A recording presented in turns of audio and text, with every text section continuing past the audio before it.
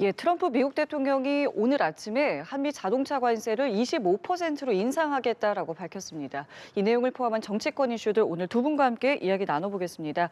김진욱 더불어민주당 당대표 언론특보, 윤용군 국민의힘 미디어 대변인 나오셨습니다. 안녕하세요. 네, 안녕하세요. 예, 오늘 아침에 있었던 이 내용부터 좀 두 분께 여쭤보겠습니다.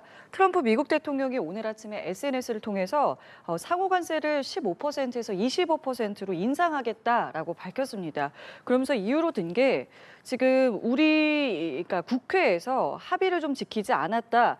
뭔가 법안이 지금 진행이 안 되고 있다 이런 이야기를 하고 있는데 지금 국회에서는 뭐 어떤 상황이라고 저희가 좀 봐야 되는 겁니까? 그래서 트럼프 대통령께서 왜 갑자기 이렇게 그 양국의 합의를 조변석계식으로 바꾸려고 드시는지는 모르겠는데 지금 방금 전에 말씀 주셨던 것처럼 국회에서의 처리 절차가 지연되고 있다는 것이 이유라면 예. 이 부분에 대해서는 좀 이해하기가 좀 어렵습니다. 왜냐하면 작년 10월 말에 트럼프 대통령과의 합의가 있었고요. 그 합의 과정 속에서 나온 소위 이 한미 전략 투자에 관한 양해각서 네. MOU가 체결되지 않았습니까? 그 부분이 국회에서 이 대미 투자 특별법이라는 것으로 발의가 되면 그달 1일부로 소급해서 적용되기로 되어 있었던 거예요. 그래서 11월 26일 날 대미 투자 특별법이 국회에 제출이 됐고 11월 1일자로 해서 이제 관세가 소급으로 다시 25%가 15%로 내려가지 않았습니까? 그런데 이 양의 각서에 보면 제가 뭐 그 관문에서 그런지는 모르겠습니다만 언제까지 이 법안을 국회에서 처리한다라는 규정은 들어있지 않았던 것으로 기억이 됩니다. 그렇다면 지금 이 대미 투자에 관련된 부분들, 이 특별법이 지금 한 달 반, 두 달이 채 안 되는 사이에 국회에서 처리되지 않았다라는 이유로 갑자기 모든 것을 원점으로 환원시키는 조치로 가겠다라고 말씀 주시는 건 우리가 좀 이해하기가 좀 어렵다. 그런 측면에서 오늘 이 발언이 나오고 난 이후에 지금 정부가 기민하게 움직이고 있고 다행스러울지는 모르겠습니다만 김정관 장관이 예. 지금 캐나다의 방산 협력을 위해서 지금 출장 중에 있는데 바로 워싱턴 DC로 가서 러트니 장관을 만나서 과연 이 트럼프 대통령이 진짜로 원하는 것, 진의가 무엇인가 하는 부분부터 파악을 좀 해야 될 것 같고요. 지금 물론 이제 지금 국회에서도 이 부분에 대해서 속도를 좀 높여야 할 필요는 있습니다. 이제 미국 측에서 봤을 때는 당장 빠르게 이 부분이 좀 추진이 됐으면 좋겠다라고 하는 부분 이해는 됩니다만. 또 우리 국회의 특수성도 있고 우리 국회가 지금 이 부분에 대해서 손을 놓고 있는 것이 아니고 차분하게 이 내용들을 검토 중에 있기 때문에 이 부분에 대한 얘기도 미국 측에 잘 설명되고 전달되었으면 좋겠다 이런 생각입니다. 근데 사실 지금 민주당 주도로도 충분히 통과될 수 있는 상황 아닙니까? 왜 어떤 부분 때문에 지금 뭐 이렇게 좀 시간이 좀 흐르고 있는 겁니까? 이 부분이 지금 이제 3,500억 불 정도를 이제 10년에 걸쳐서 투자하게 되어 있는데 민주당 단독으로만으로도 얼마든지 의석수가 있으니까 가능하지 않겠냐라고 보실 수 있습니다만 이것은 국가에 굉장히 영향을 주는 사안이고 특히 그래서 그 야당이신 국민의힘과 합의해서 이 부분에 대해서 우리가 지금 가질 수 있는 여러 가지 단계를 점검하면서 추진하는 것이 맞다. 그런 차원에서 지금 저희가 시간이 조금 길어지고 있는 것이지 이것이 또 당장 한 달 이내에 뭐 MOU를 체결한 거로부터 몇 달 이내에 반드시 국회를 통과해야 된다라는 어떤 조항들이 있었다면 모르겠으나 그런 게 없는 상황에서 저희가 지금 지난 연말에 뭐 예산이라든지 각종 뭐 저희 국내 또 현안에 관련된 그 법안들 때문에 여야 관계가 이렇게 원만하게 지금 협조적 관계로 이어지지 않고 있는 상황 속에서 갑자기 이 국회에서 법안이 처리되지 않았다는 이유로 모든 것을 원점으로 환원시키겠다라고 말씀 주시는 것에 대해서는 좀 동의하기가 좀 쉽지는 않아 보입니다. 갑작스러운 오늘 아침의 발언에 대해서 개인적으로 좀 어떻게 파악하고 계세요? 네, 사실은 트럼프 2기 출범부터 시작된 이 관세 정치가 아직도 끝나지 않은 건데요. 좀 안타까운 거는 사실상 민주당 이재명 정부에서 한미 관세 협상을 했을 때 처음에는 뭐 문서 작성이 필요 없을 정도로 잘 끝났다라고 국민들에게 발표를 했습니다. 그러나 그 이후에 국민들이 알게 된 사실은 전혀 협상이 이루어지지 않았다는 내용이었고요. 2차 협상 결과물이 나온 게 이제 팩트시트라는 것이 공개는 됐습니다. 그러나 그 팩트시트 안에 도대체 이 협상 내용 구체적으로 어떻게 공개됐는지가 나와 있질 않았어요. 그리고 이 민주당과 이재명 정부에서는 MOU 양해각서를 체결했으니 모든 게 끝났다 해서 국회 비준이 필요 없다라는 주장을 해왔거든요. 그런데 여기에 투입되는 돈이 어마어마한 수백조 원이 투입됩니다. 그리고 당장 1조 9천억 원이 지금 뭐 수출입은행에 7천억 원, 산업은행에 6천억 원, 또 보험공사에 6천억 원 해서 1조 9천억이 국민 세금이 투입이 됩니다. 그러면 국회 비준이라는 절차를 통해서 검증 절차를 거쳐야 하는데 지금 대미 투자특별법으로 해서 이걸 대체하겠다는 거 아니겠습니까? 그러니까 미국에서 봤을 때는 도대체 한국에 이 한미 관세 협상을 체결한 것을 이행할 의지가 있는지 의심이 생길 수밖에 없었고 저는 오늘 그 터진 일이 예고된 그런 폭탄이었다라고 생각을 하고 있습니다. 자, 그래서 말씀을 해주셨습니다만 김정관 장관이 지금 미국으로 급히 이동을 했고 청와대에서도 대책회의를 이제 소집하면서 지금의 이제 상황에 대해서 파악을 하고 또 대응책을 논의하고 있는데 글쎄요, 이 부분이 뭐 트럼프 대통령의 발언이라는 게 때로는 이제 뭐 엄포성 발언일 때도 있습니다만은 당장 우리 경제에 이게 직결되는 문제이기 때문에 어떻게 좀 이거 대처해 나가야 된다고 생각하세요? 일단 트럼프 대통령이 SNS를 통해서 뭐 말씀을 주신 것 같은데 이게 우리 정부에 공식적으로 아직 뭐 어떠한 얘기도 없이 지금 먼저 저렇게 그 언급이 된 거 아닙니까? 근데 국가 간의 어떤 이런 합의라는 것들이 이런 공식적인 문서나 통보 없이 그냥 바로 트럼프 대통령의 말 한마디에 의해서 모든 것들이 움직여질 수 있다라고 하는 것은 좀 납득하기는 쉽지는 않아 보이고요.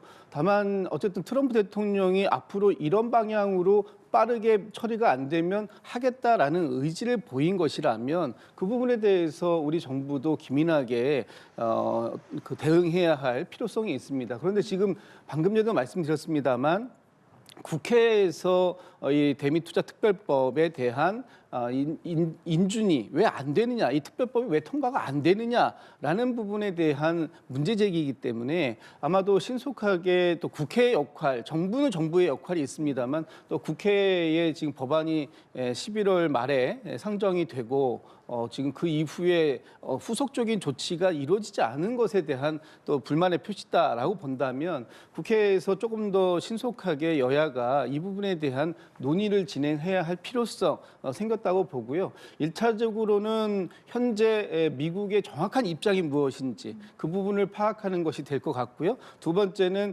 우리 정부에서 대응해야 할 부분, 또 단기적으로는 빠르게 지금 15%로 15%를 25%로 다시 상향하겠다라고는 했습니다만 언제부터 어떤 방식으로 하겠다라고 얘기까지는 아직은 안 나왔잖아요. 예. 그렇기 때문에 트럼프 대통령의 오늘의 이 발언은 약간 우리 국회가 빠르게 법안을 통과시키고 우리 정부가 빠르게 후속 조치를 해달라라는 약간의 압박성으로 비춰지는데 정확한 진위를 먼저 파악하고 그에 따라서 뭐 정부 또는 국회 역할들을 이어가야 되지 않을까라고 판단이 됩니다. 사실을 좀 바로잡을 필요가 있는데요. 지금 미국의 트럼프 대통령이 우리 국회에서 대미투자특별법 제정을 안 하고 있기 때문에 관세 협상을 다시 원점으로 돌리겠다라고 선언한 게 아닙니다. 미국과 한국이 관세 협상을 하면서 팩트시트까지 이제 공개가 됐는데 그거에 대한 국회 비준이 필요한데도 불구하고 그거를 비준하지 않고 이거를 지금 대미투자특별법으로 대체하려고 하고 있기 때문에 그 부분에 대해서 문제를 삼은 것이지 대미투자특별법은 국내에서 얼마든지 언제든지 뭐 민주당 주도로 통과시킬 수 있었던 사안이고 그러나 그럼에도 불구하고 민주당이 이걸 통과시키지 못하는 거는 여기에 국민 세금 수백조 원이 투입되고 있기 때문에 그렇습니다. 지금 미국에서 트럼프가 대통령이 요구하는 거는 이 한미 협상에 체결했던 그 결과물 그거에 대한 국회 비준을 이야기하는 것이지 대미투자특별법 제정을 촉구하는 것은 아닙니다. 그리고 만약에 대미투자특별법만 통과시켜서 관세 협상이 다시 15% 낮아질 수만 있다면 이거는 얼마든지 오늘이라도 당장 그 민주당 주도로 통과시킬 수 있습니다. 지금까지 그 수많은 헌법 파괴 법률도 민주당이 강행 처리 단독으로 통과시켰지 않습니까? 이 부분을 통과시키지 않는 것은 지금 법률로 대체할 수 있느냐 아니면 국회 비준을 거쳐야 하느냐 이 문제가 지금 쟁점이 되고 있기 때문에 그런 것입니다.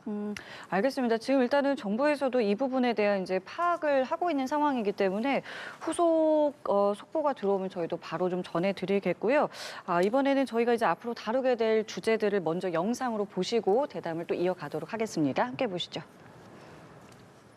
더불어민주당의 뿌리가 되어주신 이 시대의 큰 어른을 잃었습니다. 고인은 민주당이 나아갈 길을 제시하는 나침판이기도 하셨습니다.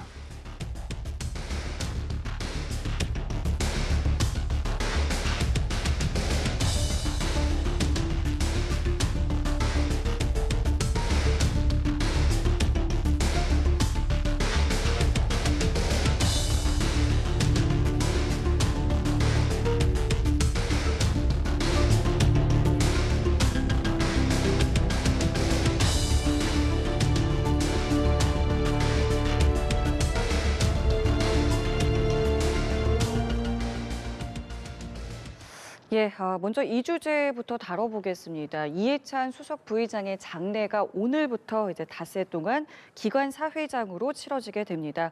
민주당에서도 이 장례 기간을 애도 기간으로 정했더라고요. 그럼 이제 앞으로 뭐 아주 특별한 일 아니고서는 이제 애도에 좀 더 집중한다 이렇게 보면 되는 겁니까? 그렇습니다. 이제 오늘부터 31일까지 이해찬 전 총리님에 대한 이제 장례를 엄수하게 되어 있는데요. 사실 저희 민주진영의 대들보와 같으신 분이셨기 때문에 저희 민주진영에서 특히 민주당에서는 상당히 좀 충격적으로 받아들이고 있습니다. 건강이 다소 좀 안 좋으신 상황은 알았습니다만 이렇게 갑자기 세상을 등지실 줄 몰랐기 때문에 많은 부분에 있어서 좀 섭섭하고 아쉬운 그런 부분들이 있었다라는 생각이 들고요.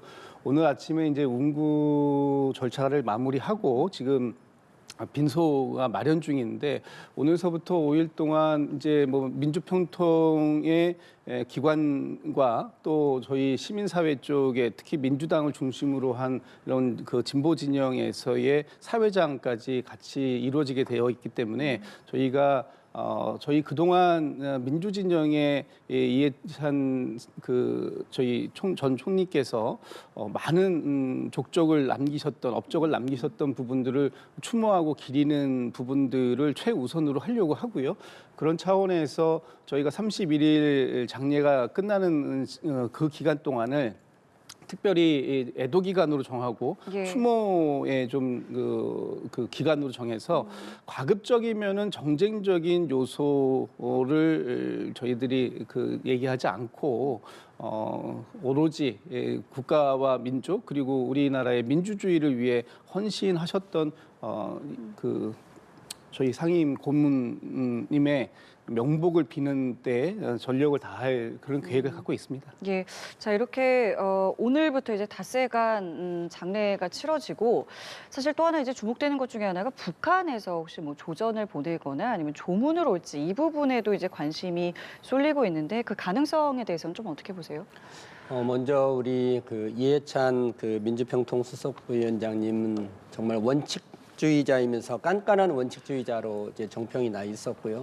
또 특별히 통일에 대해서 정말 통일의 다리를 놓기 위해서 가교 역할도 많이 하셨고 평양도 수차례 다녀오셨고 남북 정상회담도 이끌으셨고 어찌 보면 한국 정치사에서는 정말 큰 어른이신데 이렇게 갑자기 돌아가시게 돼서 정말 애도의 마음을 좀 표하고 싶고요. 좀 안타까운 건 하나 지금 이재명 대통령이 북한의 사실 김정은의 눈치를 보면서 여러 가지 노력을 했는데 북한의 반응이 썩 그다지 좋지 않습니다. 두 국가론을 계속 표방을 하면서 남북 대화에 응하지 않고 있기 때문에 이번 조전이 과연 가능할까? 조전과 조문까지도 남북 관계가 원활했다면 충분히 있어야 되는 상황이긴 한데 이해찬 전 총리께서는 사실은 뭐 김대중 대통령이나 이런 지위까지는 가지 않으셨고 가교 역할만 하셨기 때문에 지금처럼 경색된 남북 관계에서 과연 조전이 있을까 좀 저는 부정적으로 보는 시각입니다. 알겠습니다. 자, 이렇게 이제 애도 기간을 이제 민주당이 이제 설정을 하면서 뭐 당무라던가 행사를 이제 모두 연기한 상황인데, 근데 이 민주당과 조국혁신당의 합당과 관련해서는 이제 상당히 좀 기싸움의 모양새가 좀 보입니다. 관련 발언 들어보시고 내용 이어가겠습니다. 당무도 최소한으로 처리하도록 그렇게 추도화에 임하고 있는 기간이고, 두 번째는 합당과 관련한 절차는 양당 간의 문제는 논의하기에 매우 이르고 적절치 않습니다. 이 언급은 당명 고수 의견과 함께 흡수 합당론으로 해석되고 있습니다. 본격적인 통합 논의 시작도 전에 이러한 오해가 형성되는 것에 강력한 유감을 표합니다. 지금 일단 민주당에서는 이해찬 부의장의 이제 별세로 인해서 합당 논의도 일단은 좀 잠정적으로 중단하겠다라는 입장인데, 지금 들으신 것처럼 조국혁신당에서는 반응이 뭐 강력한 유감을 표한다라던가, 그러니까 지금 뭐 나오고 있는 이게 흡수 합당의 어떤 성격인 게 아니냐, 뭐 당명도 그렇고요, 여러 가지 것에 대해서 벌써부터 지금 좀 이제 불만을 좀 표하고 있는 상황인데, 그래서 민주당에서 지금 생각하고 있는 이 합당의 모습은 어떤 거라고 이해하면 되겠습니까? 그래서 지금 현재 양측의 어떤 그 입장과 속도 또는 방향, 이런 부분들에 대해서 조금씩 차이가 당연히 있을 수밖에 없습니다. 그리고 이것이 좀 정상적이라고 좀 보여지고요. 지금 중요한 건 양당이 왜 통합해야 되는가, 그리고 통합의 결과로서 무엇을 얻을 것인가 하는 부분 아니겠습니까? 그런데 저희가 이 정청래 대표가 합당을 제안했었고, 또 조국 대표께서도 이 부분에 대해서 동의하시고 논의를 시작하겠다라고 하신 부분에 있어서는 아마 기본적인 큰 목표치에는 양측이 다 동의가 된 동감이다, 이런 생각이 들었던 것 같아요. 결국 이재명 정부의 성공을 위해서, 그리고 더 크게 뭉치고 더 큰 승리를 얻어가자라는 부분에 대해서 동감이 있었던 것이다라고 본다면, 나머지 부분에 대해서는 그 차이가 이 지금 전체적인 이 통합의 목표보다는 작을 것이다라고 보여지고요.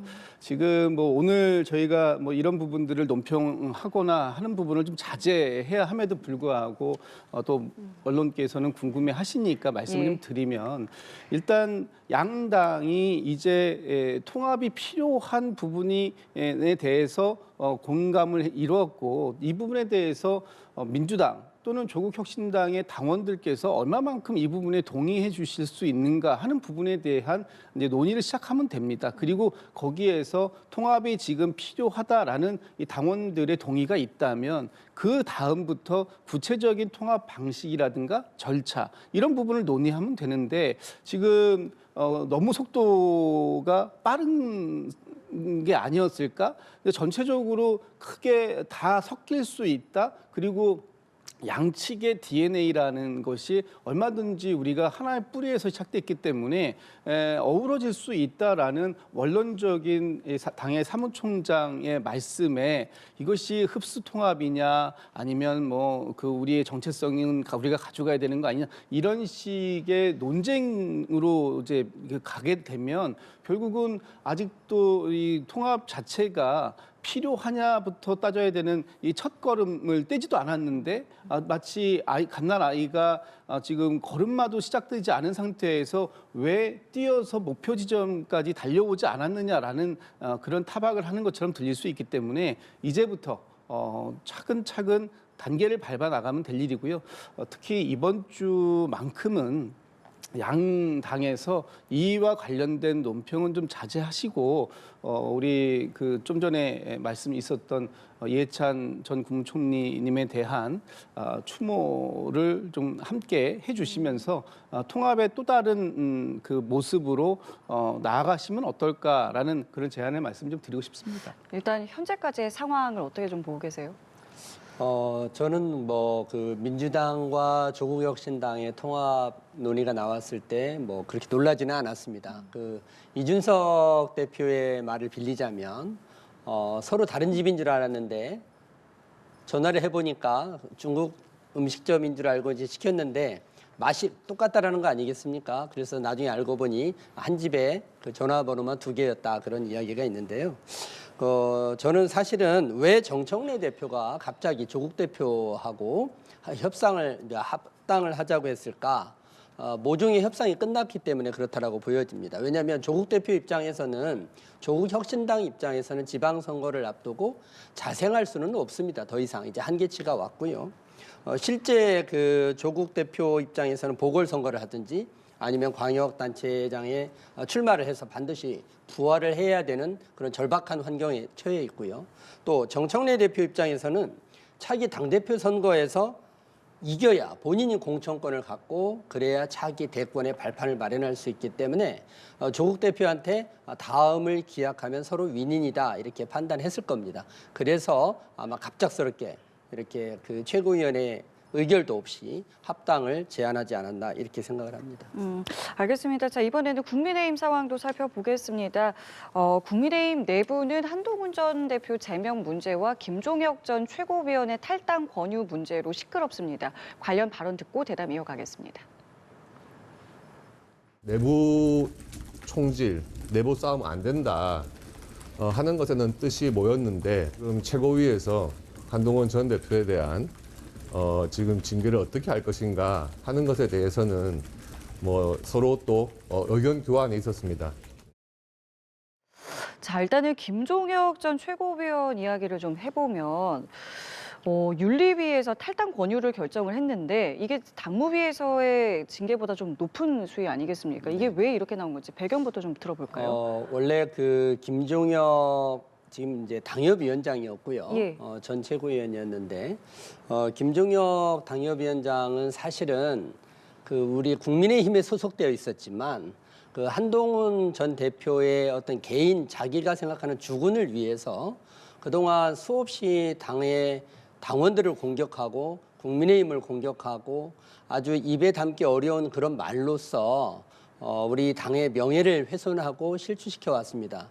그렇기 때문에 당무감사위에서는 뭐 당원권 정지 2년을 권유를 했지만 윤리위에서 봤을 때는 지금까지 최근에도 며칠 전까지도 지속적으로 당대표가 단식을 하고 있는데 거기에 대해서 정말 그 혐오 발언을 멈추지 않으면서 지속적으로 우리 당에 해당 행위를 끼쳐왔기 때문에 아마 가장 이렇게 중징계, 탈당 권유라는 중징계를 내리게 됐다 그렇게 보여집니다. 이게 이제 열흘 안에 탈당이 안 되면 이제 제명이 되더라고요. 일단은 이 윤리위의 결정에 대해서는 좀 어떻게 보셨습니까? 좀 너무 센 게 아닌가. 이 지금 김종혁 전 최고위원의 발언을 명분으로 삼았다면 사실 이 정도를 가지고 이런 당내에서의 어떤 그 정책적 비판 이런 걸 수용 못하는 정당이라면 민주정당이라고 하기가 좀 어려운 것 아닌가. 그런 차원에서 이 탈당 권유 사실상 제명에 가까운 건데 이걸 한다라는 건 좀 너무 과도하다라는 측면이 있는데 저는 사실 김종혁 전 최고위원의 발언을 명분으로 삼은 건 마치 그냥 말 그대로 명분이 아닐까라는 생각을 합니다.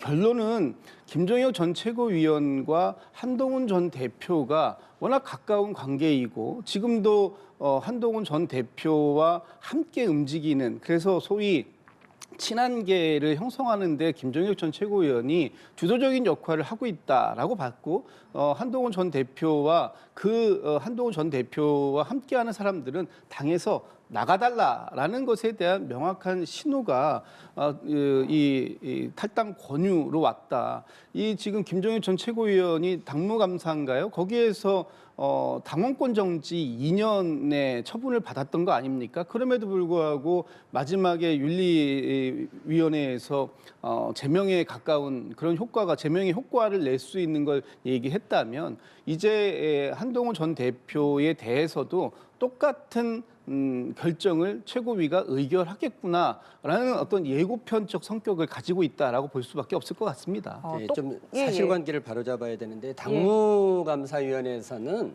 그 감사 결과를 바탕으로 해서 윤리위에 권유 제소만 할 수 있는 것이고요. 모든 결정권은 윤리위원회에서 자체적으로 판단을 합니다. 그리고 더불어민주당도 그렇고 국민의힘도 그렇고 개혁신당도 그렇고 모든 정당은 당헌, 헌법에 해당하는 당헌이 있고요. 법률에 해당하는 당규라는 것이 있습니다. 그거에 의해서 움직이는 시스템 정당이기 때문에 윤리위원회에서 결정했을 때는 그거에 따르는 것이 맞고요. 사실은 김종혁 전 최고위원이나 한동훈 당대표 전 대표 같은 경우에는 우리 국민의힘의 정체성과 사실 맞질 않습니다. 국민의힘에 적어도 소속된 당원이라면 당원 당규를 준수를 해야 되고 또 그 당원들의 그 명예를 훼손하는 행위를 절대로 해서는 안 됩니다. 해당 행위를 하게 되면 민주당 같았으면 아마 벌써 1년 반 전에 모든 것을 다 정리를 했을 텐데 우리 국민의힘에서는 그동안 계속 기회를 줬고 특별히 한동훈 전 대표에 대해서는 본인이 소명 기회를 갖지 못했다고 했기 때문에 열흘이라는 재심의 기간을 부여를 했습니다. 그럼에도 불구하고 스스로 그 절차적 기회를 걷어차버렸기 때문에 아마 그 최고위원회에서 저는 당연히 윤리위원회에서 결정한 대로 제명을 결의를 해줘야 맞다 이렇게 생각을 합니다. 알겠습니다. 앞으로의 상황을 좀 지켜보는데 이 상황에서 사실 이제 장동혁 대표 이제 곧 퇴원하고 이제 복귀를 한다고 하고 앞으로의 이제 뭐 당내의 문제도 그렇고 뭐 쌍특검과 관련해서도 이제 계속해서 움직임이 있을 텐데 지금 개혁신당에서는 이 쌍특검과 관련해서 이전과는 좀 다른 목소리를 내고 있습니다. 이준석 대표의 발언 함께 들어보시죠. 박근혜 대통령의 출연이라는 특이한 형식으로 종결됐기 때문에 오히려 이제 그 실타래를 푸는 것은 국민의힘이 해야 될 것이다. 그러니까 지금 이준석 대표는 이런 겁니다. 그러니까 단식이 끝난 그 부분, 그러니까 단식이 마무리되는 그 시점에 이제 박근혜 전 대통령이 나왔는데 여기에 대해서 좀 설명이 필요하다라는 거거든요. 이 부분 좀 어떻게 보셨습니까? 네, 아마 우리 국민의힘의 장동혁 대표의 단식은 기존에도 이미 건강 상태가 매우 좋지는 않았습니다. 그럼에도 불구하고 정말 물도 아주 소량으로만, 소금도 알갱이 몇 개만 오리지널 단식을 해왔습니다. 그렇기 때문에 4일째가 지나면 굉장히 힘이 들어집니다. 그리고 5일째 됐을 때는 이미 바이탈 상태가 뇌에 산소 공급이 안 되고 있는 그런 상태였기 때문에 언제든지 쇼크가 올 수 있는 그런 상태였습니다. 그래서 말리고 있었고요. 다만 우리 이준석 대표는 원래는 이 쌍특검, 그러니까 더불어민주당의 뇌물공천 문제, 그다음에 전재수 장관을 기점으로 하는 통일교특검을 받아들이기 위해서 공동으로 단식도 하자라는 제안을 했던 분이 바로 이준석 대표지요. 그런데 그 당시에 해외 출장을 가게 됐고 더불어민주당에서는 강행 처리를 위해서 이 부분 특검 법안을 좀 이렇게 그 당시 이제 내란 2차 종합특검법을 올리면서 이 부분은 완전히 거부를 한 그런 상태였습니다. 그래서 목숨을 걸고 단식을 했던 것이고요.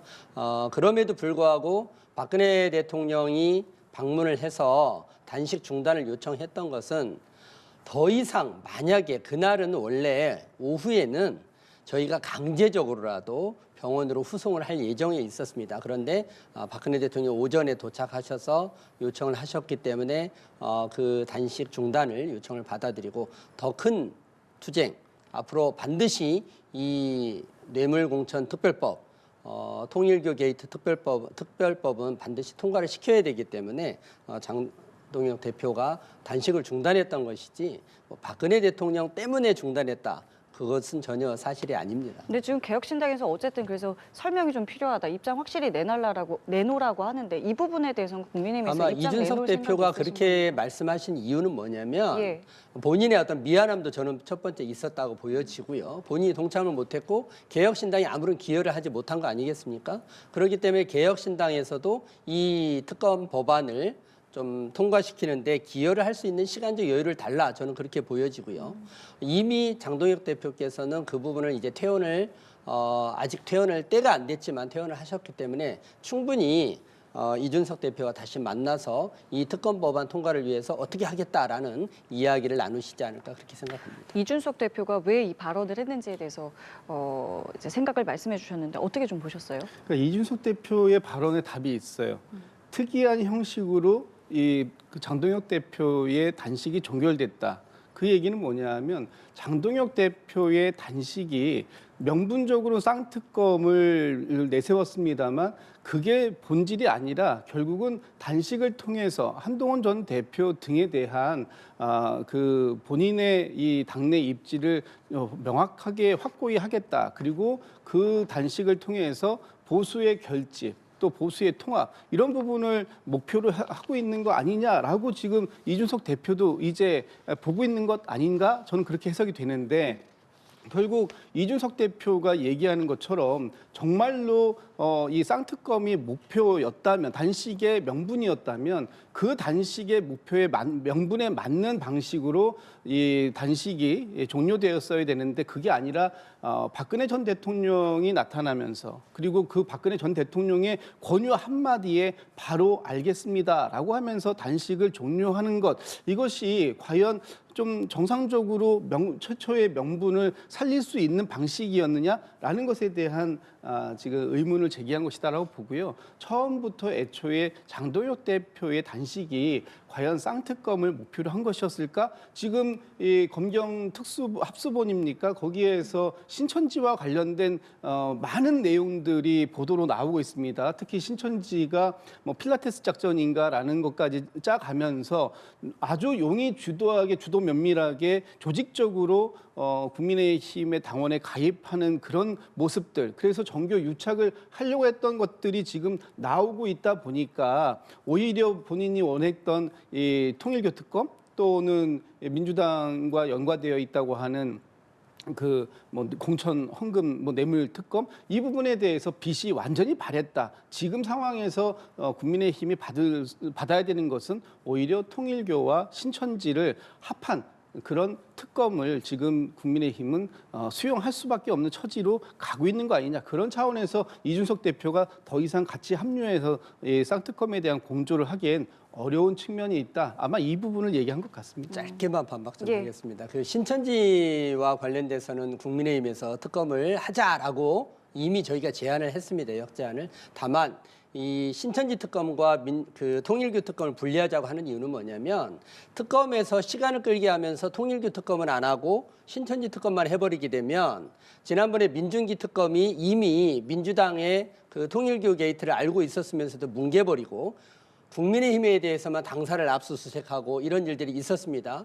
아마 이번에 신천지 특검을 하게 되면 또 국민의힘을 압수수색하자고 할 겁니다.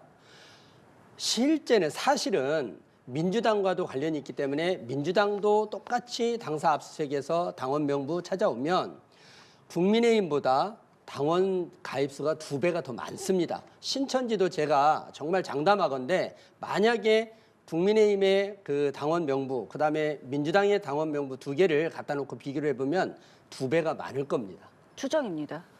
추정인데 예. 실제 당원 가입수를 비교를 해서 추정치를 넣어보면 정확히 나옵니다. 예, 물론은 이제 그 부분은 일단은 추정이라는 건 다시 한번 제가 좀 말씀드리고 앞으로 이 부분 뭐 이준석 대표 비롯해서 쌍특검의 움직임까지도 저희가 앞으로 좀 지켜보도록 하겠습니다. 오늘 말씀은 여기까지 함께하겠습니다. 지금까지 김진욱 더불어민주당 당대표 언론특보 윤용근 국민의힘 미디어 대변인과 함께했습니다. 두 분 감사합니다. 네, 고맙습니다.